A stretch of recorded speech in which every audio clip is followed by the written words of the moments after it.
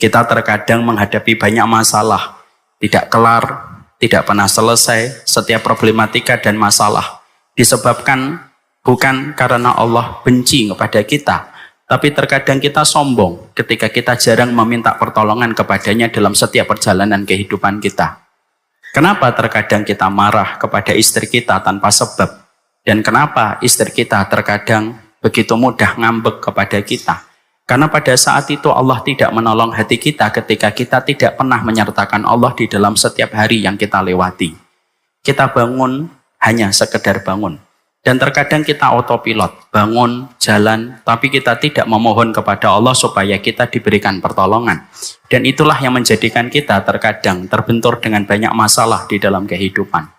Imam Ibnu Qayyim di dalam kitabnya Miftah dari Sa'adah, kalau terkadang manusia mereka mengalami banyak benturan dalam hidupnya, bukan karena Allah benci kepadanya semata, tapi kadang-kadang manusia mengalami banyak benturan dalam kehidupan karena jarangnya dia mengetuk pintu langit untuk memohon pertolongan kepada Allah. Bukankah ada zikir yang sangat indah? Zikir ini super dahsyat. Ketika Nabi mengatakan di dalam setiap zikirnya, di waktu pagi dan di waktu sore, Allahumma aslih li sya'ni kullih fala takilni ila nafsi tarfata ainin. Ya Allah, perbaikilah seluruh kehidupanku, semuanya. Jangan tinggalkan kami walaupun sekejap mata.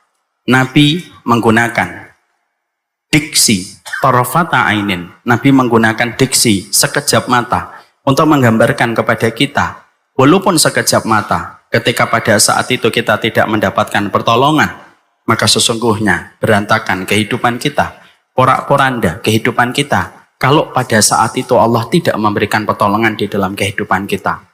Inilah yang menjadikan kita memahami ayat ini, ayat yang agung sekali.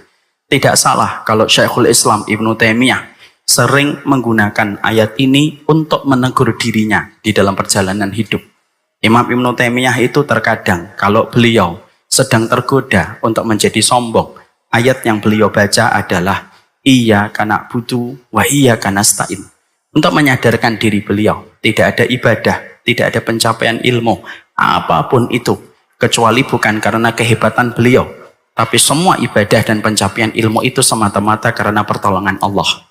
Jadi kalau kita mendapatkan musibah, bukan hanya musibah itu karena takdir, musibah itu terjadi, tapi kadang-kadang musibah itu terjadi karena kurangnya kita untuk mengkoneksikan kehidupan kita, untuk memohon pertolongan Allah setiap waktu dan setiap saatnya.